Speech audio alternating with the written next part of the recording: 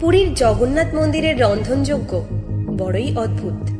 এই রান্নাঘরটি ৯টি ভাগে বিভক্ত, যাদের ২টি ভাগ ২৫০০ বর্গফুট করে এবং বাকি ৭টি ভাগ এই দুটির চেয়ে একটু ছোট হবে। এই রান্নাঘরে বিবিধ দ্রব্য রান্না করার জন্য কোনো বিদ্যুৎ বা যন্ত্র ব্যবহার করা হয় না। উন্মুক্ত কাঠের আগুনের ওপর অনেকগুলো তেলের ল্যাম্প বা বাতি ঝুলিয়ে রাখা হয়, আর তার নিচেই সেবকরা রান্নাকার্য সম্পন্ন করে। এই রান্নাঘরে এত দ্রুত রান্না করা হয় যে শুধুমাত্র একদিনের প্রস্তুতিতে একসাথে প্রায় ১০,০০০ লোক বসে প্রসাদ পায়। এই রান্নাঘরে রয়েছে ৭৫২টি মাটির তৈরি চুলা বা উনুন। রান্নাঘরের সার্বিক তত্ত্বাবধানে নিয়োজিত রয়েছে ১,০০০ সেবক।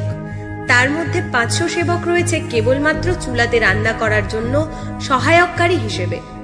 প্রতিদিন প্রায় ৫০ কুইন্টাল চাল, ২৫ কুইন্টাল ডাল এবং বিভিন্ন সবজি দিয়ে রান্না করা হয়।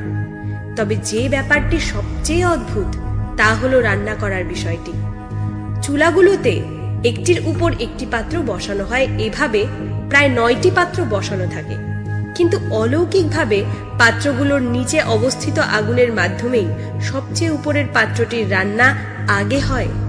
উপর থেকে শুরু করে সবচেয়ে শেষে নিচের পাত্রটির রান্না সম্পন্ন হয়। সত্যি খুব অদ্ভুত ব্যাপার না? ওখানের সেবায়িত্রাই মনে করেন সবই প্রভুর দান। সত্যি তো, স্বয়ং জগন্নাথ দেব ছাড়া আর কেই বা এমন অলৌকিকভাবে রান্না সম্পন্ন করতে পারেন? জগন্নাথ মন্দিরের সবচেয়ে অবিশ্বাস্য বৈশিষ্ট্য হল মহাপ্রসাদ। জগন্নাথ দেবের মহাপ্রসাদ ঘিরে আজও জড়িয়ে রয়েছে বেশ কিছু অলৌকিক কাহিনী। সারা বছর ধরেই সমপরিমাণ প্রসাদ রান্না করা হয়, কিন্তু ওই একই পরিমাণ প্রসাদ দিয়ে কয়েক হাজার মানুষ হোক বা ২০ লক্ষ মানুষকে খাওয়ানো হোক, তবু প্রসাদ কখনো নষ্ট হয় না বা কখনো কম পড়ে না। এখানে কোনো পুরাতন পাত্রে রান্না করা হয় না, প্রতিদিন নতুন নতুন পাত্রে রান্না করা হয়।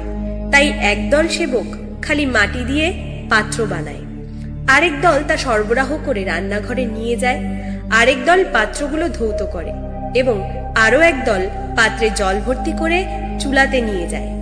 তবে এখানে আরেকটি অদ্ভুত বিষয় হলো, রান্না করার জন্য এখানে গঙ্গা আর সরস্বতী নদী রান্নাঘরের ভিতর দিয়ে প্রবাহিত হয়েছে, যা বাহির থেকে দেখা যায় না। জগন্নাথ দেব আর লক্ষ্মী দেবীর কৃপায় ধন্য এই রান্নাঘর। তাই তো পুরীর এই রান্নাঘরকে অদ্ভুত রান্নাঘর বলেই অভিহিত করা হয়। জগন্নাথ দেবকে প্রতিদিন ৬ বার ভোগ অর্পণ করা হয়। সকালবেলা সকাল ভোগ, সকাল ধূপ, বেলায় ভোগমণ্ডপ, এরপর দুপুর বেলায় মধ্যাহ্ন ধূপ, সন্ধ্যাবেলায় সন্ধ্যা ধূপ এবং রাত্রিবেলায় বড় সিঙ্গারা ভোগ দেওয়া হয়। এখানে ২ ধরনের ভোগ রান্না করা হয়, স্থানীয় ভাষায় যাকে বলে পাক্কা এবং সুক্কা। পাক্কা হলো সিদ্ধ করা খাবার, যেমন চাল, ডাল, খিচুড়ি এবং সমস্ত রকমের সবজি। অপরদিকে সুক্কা হলো বিস্কিট, মিষ্টান্ন আর বিভিন্ন ধরনের পিঠা। এখানে প্রতিদিন কমপক্ষে ৫৬ রকম ভোগ রান্না করা হয়। রোজ ভোগ রান্নার পর সবার প্রথমে বিমলা দেবীর মন্দিরে অর্পণ করা হয়। তারপর সেই প্রসাদ সমস্ত ভক্তদের মধ্যে বিতরণ করা হয়। জগন্নাথ দেবের ৫৬ ভোগ কেন জগৎ সেরা তা প্রতিদিনের এই রন্ধনেই বোঝা যায়।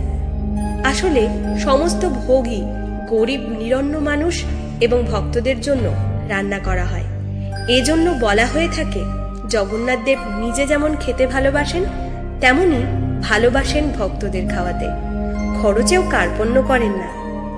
তাই আজও পুরীর জগন্নাথ মন্দিরে উপচে পড়ে ভক্তদের ঢল। শুধু যে রান্নাঘর বা মহাপ্রসাদ তা নয়, এই মন্দিরের প্রতিটি কোণায় লুকিয়ে রয়েছে নানা রহস্য। সব মিলিয়ে পুরীর জগন্নাথ মন্দির সারা বিশ্বের কাছে এক রহস্যময় মন্দির হিসাবেই পরিচিত। তো এই ছিল আজকের ভিডিও। কেমন লাগলো ভিডিওটি কমেন্টে জানাবেন এবং ভিডিওটি লাইক শেয়ার করতে ভুলবেন না। আর পরবর্তী ভিডিওর আপডেট পাওয়ার জন্য অবশ্যই আমাদের চ্যানেলটি সাবস্ক্রাইব করে পাশের বেল আইকনটি ক্লিক করে রাখুন। ধন্যবাদ।